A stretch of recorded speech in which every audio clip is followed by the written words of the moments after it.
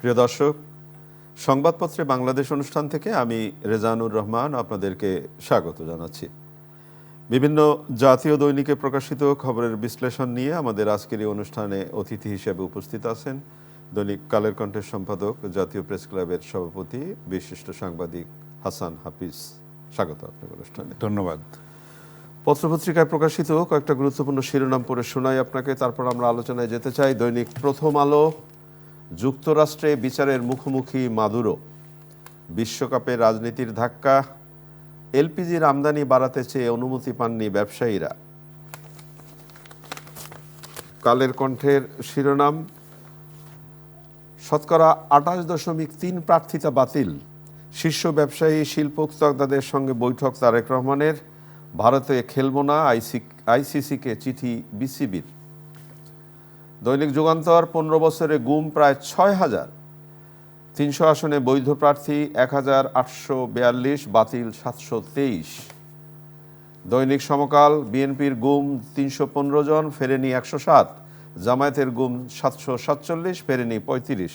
যুক্তরাষ্ট্রে বন্দি মাদুরো, প্রতিরোধ গড়ার ডাক কারাকাসের। দৈনিক ইত্তেফাক, টি-20 বিশ্বকাপ খেলতে ভারতে যাবে না বাংলাদেশ, ভেনেজুয়েলার ভবিষ্যৎ নিয়ে শঙ্কা বাড়ছে। বাংলাদেশ প্রতিদিন, ভোটের লড়াইয়ে 1,842 প্রার্থী, তেলের জন্য এত কাণ্ড, মাদুরোকে আটকে বিশ্বজুড়ে তীব্র প্রতিক্রিয়া। মানব জমিনের শিরোনাম, 3 আন্দোলনে স্থবির রাজধানী, বিশ্বকাপ খেলতে যাবে না বাংলাদেশ, ভারতে বিশ্বকাপ খেলতে যাবে না বাংলাদেশ, কোন পথে ভেনেজুয়েলা। আমার দেশ, হাসিনার শাসনে 6,000 গুম, মোস্তাফিজ ইস্যুতে ভারতকে পাল্টা জবাব ঢাকার।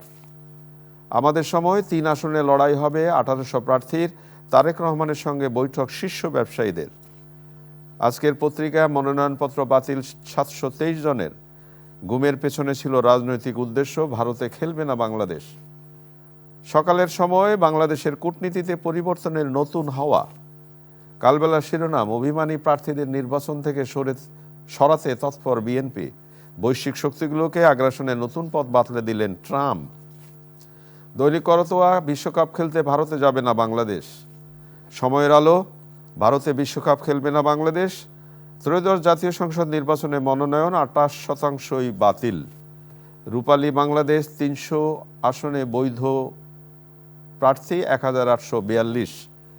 ইনকিলাব, ভারতের বন্ধুত্বের মুখোশ, ভারতে বিশ্বকাপ খেলতে যাচ্ছে না বাংলাদেশ, যুক্তরাষ্ট্রের ভেতরেই নিন্দার ঝড়, তোপের মুখে ট্রাম্প।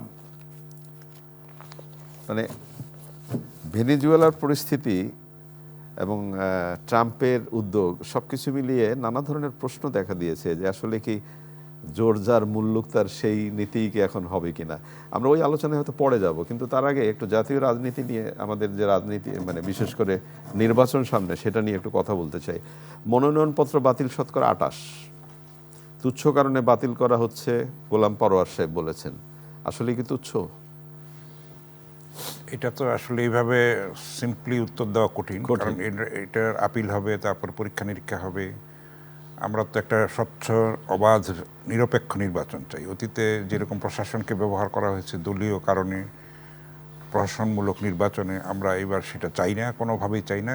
সর্বক্ষেত্রে যেন স্বচ্ছতা থাকে, জবাবদিহিতা থাকে এবং একটা অবাধ এবং প্রকৃত নিরপেক্ষ নির্বাচনের পথে বাংলাদেশ এগিয়ে যাবে এবং গণতান্ত্রিক অভিযাত্রাটা নিষ্কণ্টক হবে, সেটি আমাদের প্রত্যাশা। প্রশাসনের কাছে, নির্বাচন কমিশনের কাছে, রাজনৈতিক দলগুলির কাছ থেকেও আমরা দায়িত্বশীল বক্তব্য আশা করব। শুধু অভিযোগের জন্য অভিযোগ যেন না করা হয়। আসলে এখন কঠিনও হয়েছে প্রার্থিতা। আপনি দেখেন এইবার প্রার্থিতা কিন্তু কম তুলনামূলকভাবে, এবং বাতিলও হয়েছে অনেক বেশি। ঋণ খেলাপ আছে, নানান ব্যাপার আছে, মামলা মোকদ্দমা আছে, অনেক তথ্যে গরমিল আছে, নানান বিষয় আছে। তো সেগুলি অ্যাপিলের মধ্যে ক্লিয়ার হয়ে যাবে আশা করা যায়, নিষ্পত্তি হবে। তো আমরা একটা স্বচ্ছতা চাই সবার কাছ থেকে, একটা দায়িত্বশীলতা চাই, দেশপ্রেম চাই, অঙ্গীকার চাই, প্রকৃতই যেন জুলাই চেতনায় উদ্বুদ্ধ হয়ে আমরা একটা সত্যিকারের গণতান্ত্রিক অভিযাত্রায় আমরা এগিয়ে যেতে পারি সবাই মিলে। সেটাই আমরা প্রত্যাশা করবো সবার কাছ থেকে। গুম কমিশনের চূড়ান্ত প্রতিবেদন প্রকাশ। 15 বছরে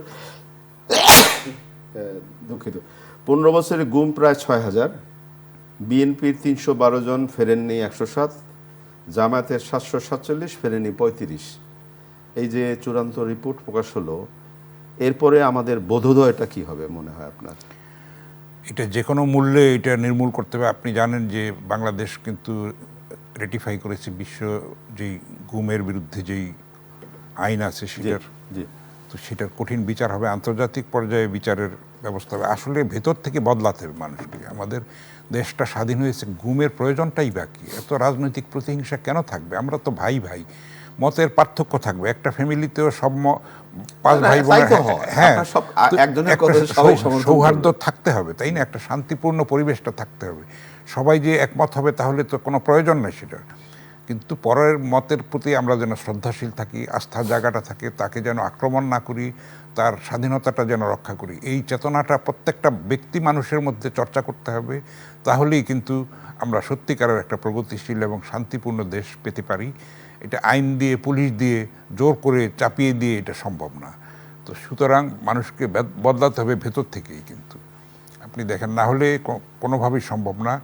আর বিচার আচারও তো নাই পৃথিবীতে। এই যে একটু আগে বললেন যে এই যে আপনি মার্কিন যুক্তরাষ্ট্র, এই প্রসঙ্গটাই তুলি, যেমন ধরেন যে একটি দেশের প্রেসিডেন্টকে আরেকটি দেশের প্রেসিডেন্ট তুলে নিয়ে এলো এবং এটা সেখানে হয় বিচার না করা তো, হবে। এটা তো হয় না। এটা কি করে মেনে নেয় সভ্য পৃথিবী? দেশে এটা হতে পারে না। পৃথিবী তাহলে বর্বরতার দিকে এগিয়ে যাচ্ছে। আসলে আমরা তো এগিয়েছি বলা যায় না। যার যার দেশে শেষে তার জনগণ বিচার করবে। সে যদি অন্যায় করে থাকে, স্বৈরশাসক হয়, দুর্নীতি করে থাকে, সেগুলি তার দেশের মানুষের অধিকার তাকে বিচার করা। অন্য দেশে সে নাক গলাবে কেন? অভ্যন্তরীণ ব্যাপারে কেন নাক গলাবে? এটা কোনোভাবেই সাপোর্ট করা যায় না। আসলে পৃথিবীর ব্যালেন্স নষ্ট হয়ে গেছে। যখন সোভিয়েত ইউনিয়ন ভেঙে গেছে তখন ভারসাম্যটা নষ্ট হয়ে গেছে। একতরফা একটা আদিম সিস্টেমে কিন্তু যুক্তরাজ্য তার প্রভুত্ব মরলিপনা করে যাচ্ছে। এটা অত্যন্ত নিন্দনীয়, গর্হিত এবং অন্যায় এবং বর্বরচিত একটা। এটা সমগ্র বিশ্ববাসী, আপনি বললেন যে ভারত যুক্তরাষ্ট্র, খোদ যুক্তরাষ্ট্রে কিন্তু এটার প্রতিবাদ হচ্ছে, হবেই, আরও হবে। এবং আপনি জানেন যে ইসরায়েল যে এরকম বর্বরতা চালাচ্ছে ফিলিস্তিনের উপরে, সেটারও বিশ্বব্যাপী জনমত কিন্তু প্রবল হয়ে উঠেছে। এবং মানুষের বোধোদয় হচ্ছে সব কিছুই অন্ধকারে ঢেকে যাবে না, আলোর পথেও মানুষ থাকবে। প্রতিবাদ হতে হবে আসলে। কিন্তু যতদিন পৃথিবী থাকবে এই অন্যায় বৈষম্য থাকবে, শোষণ নিপীড়ন থাকবে, আগ্রাসন থাকবে, প্রতিবাদের ভাষাও কিন্তু থাকবে, থাকতেই যেমন হবে। আপনি যদি প্রতিবাদের ভাষার কথাই বললেন, সাদ্দাম হোসেনের কথাই যদি তুলি, তাকে যেভাবে অন্যায়ভাবে যেভাবে ফাঁসি দেওয়া হয়েছিল, সেই সময়ও তো বিশ্ব প্রতিবাদ করেছে, কিন্তু সেই অর্থে কি প্রতিবাদ হলো? না, হয়নি, ক্ষীণকণ্ঠ। এবং দেখা গেছে যে কেমিক্যাল ওয়েপনের কথা বলা হয়েছে, সেটা মিথ্যা। আসলে এই ভেনিজুয়েলার সম্পদের প্রতি আমেরিকান নজর, তেলের প্রতি, খনিজ সম্পদের সেটার দিকে নজর, এটার জন্য বর্বরতার মধ্যে তারা এই আগ্রাসন চালিয়ে যাচ্ছে। এটা নিন্দনীয়। বিশ্ববাসীকে এটা রুখে দাঁড়াতে হবে। তাহলেই কিন্তু হয়তো ভবিষ্যতে কেউ সাহস পাবে না, এরকম সম্মিলিত প্রতিবাদের মুখে সাহস পাবে না এরকম অন্যায় করে যেতে। এই যে অন্যায়ের কথা আপনি বললেন, কথার কথা দেখা যাক যে খেলার মধ্যেও রাজনীতি ঢুকলো। আমাদের মুস্তাফিজকে যেভাবে মানে কি বলবো, অবসরে দেওয়া হলো, যে আপনাকে আর খেলানো হবে না আইপিএলে। তো সেই জায়গা থেকে তো একজন মুস্তাফিজ তো বাংলাদেশের মানুষ, অবশ্যই বাংলাদেশের, তার মানে একজন মুস্তাফিজকে বাদ দেওয়া মানে বাংলাদেশের প্রতি একটা অনাস্থা রাখা। তা সেই জায়গায় এই যে বিশ্ব ক্রিকেটেও যে রাজনীতি শুরু হলো, এটার ভবিষ্যৎ কি? সেটা খুব মর্মান্তিক। এটা খারাপের দিকেই যাবে। এটা কোনো ভালো বার্তা বহন করে আনছে না। যেরকমভাবে হুমকি দেওয়া হয়েছে, কলকাতা নাইট রাইডার্সের যেই মেন্টর, যেই শাহরুখ খান, বিশ্ব তারকা, ভারত তাকে নিয়ে গর্ব করে, কিন্তু তাকে যেই ভাষায় অপমান করা হয়েছে, হুমকি দেওয়া হয়েছে, সেটাও অত্যন্ত নিন্দনীয়। খেলার মধ্যে রাজনীতি আসবে কেন? রাজনীতি জায়গায় থাকুক না কেন। খেলার মধ্যে, বিনোদনের মধ্যে, সংস্কৃতির মধ্যে তো কোনো রাজনীতি আনা উচিত না। সেগুলিও কিন্তু হীন মানসিকতারই পরিচায়ক, ক্ষুদ্র কুপমুণ্ডকতার পরিচায়ক। আচ্ছা, এই ক্ষেত্রে কি আপনাকে একটা ছোট্ট প্রশ্ন করি। আপনি বললেন সংস্কৃতি, খেলাধুলার মধ্যেও রাজনীতি আনা উচিত না, কিন্তু আমাদের দেশীয় প্রেক্ষাপটেও কি আমরা সংস্কৃতির ক্ষেত্রে, বিশেষ করে সংস্কৃতি কর্মীদের ক্ষেত্রে, আগে যেমন এক গলায় গলাগলি যারা ছিল, এখন মুখ দেখা দেখি বন্ধ, সবকিছু মিলে এটাও কি কাঙ্ক্ষিত? কোনোভাবে কাঙ্ক্ষিত না। সেখানেও বিষ ঢুকেছে, সেখানে কিন্তু কলুষ ঢুকেছে। আমরা খুবই আতঙ্কিত এটা নিয়ে, যে এরকম উগ্রতা যেন আচ্ছন্ন না করে ফেলে। আমাদের একটা প্রগতির একটা নীলাকাশ আমরা চাই, একটা অসাম্প্রদায়িকতার নীলাকাশ চাই, একটা মুক্তিযুদ্ধের চেতনায়, প্রকৃত মুক্তিযুদ্ধের চেতনায় লালিত একটা দেশ আমরা চাই। সেটার জন্য আমাদের তরুণ প্রজন্মের প্রতি আমাদের অনুরোধ থাকবে, তারা যেন ইতিহাস থেকে, সত্যিকারের ইতিহাসটা চর্চা করে এবং শেকড়ের দিকে তাকায়, আমাদের ঐতিহ্যের দিকে তাকায়, আমাদের গর্বের দিকে তাকায়, অহংকারের যেই জায়গাটা আমাদের সেটাকে তারা যেন লালন করে। অনেকে বলার চেষ্টা করছে যে 24-71 থেকে বড়, এটা কোনোভাবেই সম্ভব না। 71 হলো ভিত্তি আমাদের, মানে রক্তের উপরে আমরা দেশটা দাঁড়িয়ে আছে। শহীদের রক্তের সঙ্গে আমরা বেইমানি করতে পারি না। লাখো মা বোনের যে সম্ভ্রমের বিনিময়ে আমরা এই নতুন ভূখণ্ড পেয়েছি, আমাদের স্বাধীন বাংলাদেশ পেয়েছি, লাল সবুজের বাংলাদেশ, সেটা কোনোভাবেই বিস্মৃত হওয়া যাবে না। সেটাকে লালন করেই আমাদের এগোতে হবে, সেই অহংকারের জায়গাটাকে ধরে রাখতে হবে। দৈনন্দিন প্রয়োজনের জায়গায় এলপি গ্যাস বা রান্না বান্না, এটা তো খুবই গুরুত্বপূর্ণ প্রাত্যহিক জীবনের জন্য। এখন সবাই নির্বাচনের দিকে দৌড়াচ্ছে, এই যে একটা শীতার্ত দেশ চলছে, মানুষের পাশে দাঁড়ানোর সেই আগ্রহ বা সেই উদ্যোগও খুব একটা বেশি চোখে পড়ে না। এলপি গ্যাস নিয়ে হাহাকার চলছে, সরকার দাম বাড়িয়ে দিল, আবার সেটা নিয়ে মানে একটু দাম বাড়িয়ে দিল, কিন্তু তার থেকে বেশি দামে বিক্রি হচ্ছে, প্রকাশ্যে হচ্ছে। কেন পাওয়া যাচ্ছে না? আসলে সেই সব সিন্ডিকেটটা ভাঙতে পারে না। সেটা আপনি দেখেন, দ্রব্যমূল্যের ক্ষেত্রে যেরকম ঘটনাগুলি ঘটেছে, এই এলপিজির ক্ষেত্রেও ঘটছে। আপনি কয়েকদিন আগে দেখবেন যে সঞ্চয়পত্রের কিন্তু মধ্যবিত্তের একমাত্র ভরসা, সেই জায়গাটা প্রতিবাদ হওয়ার পরে সরকার সেটা থেকে সরে এসছে। এসব গণবিরোধী সিদ্ধান্ত নেওয়ার তো কোনো প্রয়োজন নেই। আসলে মানুষের পক্ষে জনবান্ধব সরকার হতে হবে। আসলে সেই কারণেই একটা প্রকৃত নির্বাচিত সরকার দরকার আমাদের, যেখানে মানুষের অভাব অভিযোগ তারা শুনবে এবং সেই অনুযায়ী ব্যবস্থা নেবে। দায়বদ্ধতা থাকবে, যেন ভোটে আবার তাদের যখন দুর্নীতি করবে, অন্যায় করবে, ভোটে জবাব দিতে হবে, পরবর্তী ভোটে তারা লোকেরা সেটা প্রত্যাখ্যান করবে।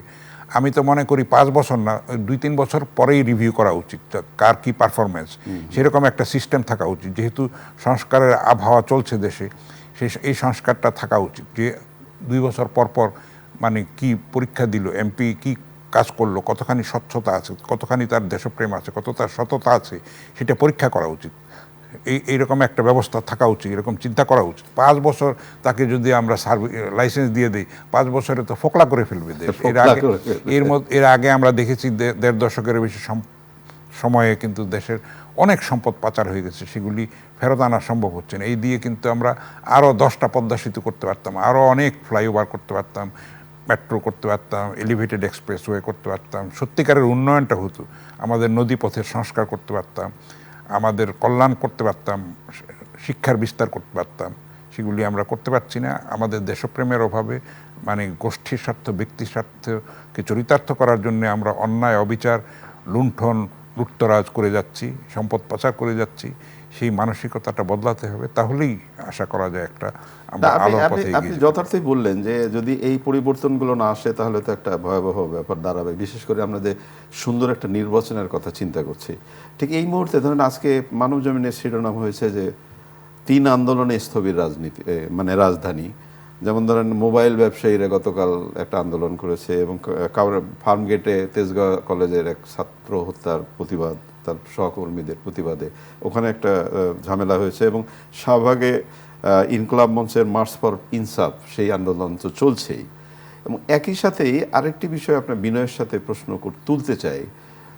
বিস্ময়কর একটা গণ অভ্যুত্থান ঘটালো আমাদের ছাত্ররা এবং শিক্ষার্থীরা, সেখানে সেই নেতৃবৃন্দের প্রতি আমাদের সেলুট থাকবে। কিন্তু হবিগঞ্জে যে ছাত্রনেতা পুলিশের সামনে টেবিল থাপড়ে যেভাবে কথাবার্তা বললেন, তাকে গ্রেপ্তার করা হলো, আবার তাকে আবার জামিনে মুক্তি দেওয়া হলো। তো সব কিছু মিলিয়ে যে সামনে নির্বাচনের যে সুষ্ঠু একটা পরিবেশের জায়গা তৈরি হওয়া, আপনার কি মনে হয় হচ্ছে? এটা বিঘ্নিত হচ্ছে। নির্বাচন পূর্ব সহিংসতা আমরা দেখেছি, যে সেখানে অনেক প্রাণহানিও দেখেছি। আমরা চাইব যে যতটা সম্ভব কম রক্তপাতের মধ্যে দিয়ে, কম সহিংসতার মধ্য দিয়ে নির্বাচনটা যেন সম্পন্ন হতে পারে। এই ক্ষেত্রে সবারই দায়িত্ব আছে, শুধু পুলিশ প্রশাসনের দায়িত্ব কিংবা র্যাব কিংবা সরকারের প্রশাসনের কিন্তু দায়িত্ব নয়, রাজনৈতিক দলগুলির এবং প্রত্যেকটা নাগরিকের দায়িত্ব আছে, যেখানে মব সংস্কৃতিকে রুখে দেওয়া এবং অন্যায় অবিচার ঘটতে যেখানে যাচ্ছে সেখানে প্রতিরোধ গড়ে তোলা। এবং prevention is better then cure. আপনি জানেন যে সময়ের 1 ফোর, অসময়ের 10 ফোর। আমরা যদি সম্মিলিত প্রতিরোধটা গড়ে তুলতে পারি, সেই রকম একটা যদি চেতনা আমাদের মধ্যে জাগরিত হয়, সেটার বাস্তবায়ন করতে পারি, তাহলে অনেকাংশে এইসব সহিংসতা রোধ করা সম্ভব, অনেক প্রাণহানি, রক্তপাত রোধ করা সম্ভব। আমরা সেটাই চাইব, যতটা সম্ভব শান্তিপূর্ণ উপায়ে নির্বাচনটা যেন সুসম্পন্ন হয়। সবার যার যার ক্ষেত্র থেকে আমরা দায়িত্বটা যেন পালন করি। আপনি কি সেই পরিবেশ দেখছেন? যে এখনো দেখছি না, কিন্তু আমরা প্রত্যাশা, মানুষ তো প্রত্যাশা স্বপ্ন করি। নিয়েই তো বাঁচে, প্রত্যাশাটা তো থাকবেই। একটা ইতিবাচক জিনিস আমরা প্রত্যাশা করতে চাই এবং সেই ব্যাপারে উদ্বুদ্ধ করতে চাই, একটা সামাজিক আন্দোলন গড়ে তুলতে চাই, রাজনৈতিক দলগুলির কাছ থেকে সেরকম আস্থা চাই। চাই, আস্থা চাই। তারা যেন সেই পরিবেশটা সৃষ্টি করতে পারে। গুণগত পরিবর্তনটা তো হতে হবে, তাহলে জুলাই কেন হলো?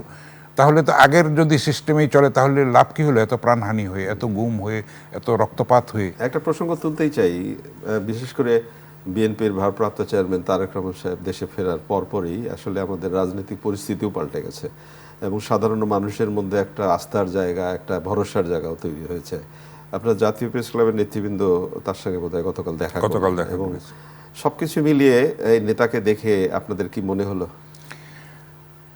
আমরা তো খুবই আনন্দিত এবং প্রীত যে অনেকের শঙ্কা ছিল যে তারেক রহমান দেশে আসবেন কিনা, শেষ পর্যন্ত এসছেন এবং এটা নির্বাচনের শঙ্কা সংশয় অনেকাংশে দূর করেছে। আমরা তাকে আমন্ত্রণ জানাতে গিয়েছিলাম, বেগম খালেদা জিয়া দেশনেত্রী, গণতন্ত্রের বাতিঘর, আপসহীন যেই রকম দিক নির্দেশনা দিয়ে গেছেন জাতিকে, সারা জীবন তিনি মানে একটা প্রজ্ঞা, বিচক্ষণতা, দূরদর্শিতা, পরমত সহিষ্ণুতার একটা চরম পরাকাষ্ঠা, মানে আমাদের অহংকারের একটা জায়গা।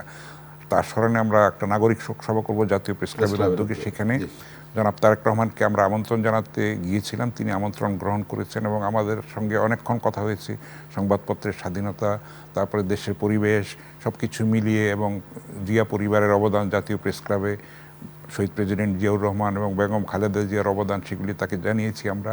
উনি আমাদের আমন্ত্রণ গ্রহণ করেছেন। কাছাকাছি সময়, একটা সুবিধাজনক সময় উনি আসবেন।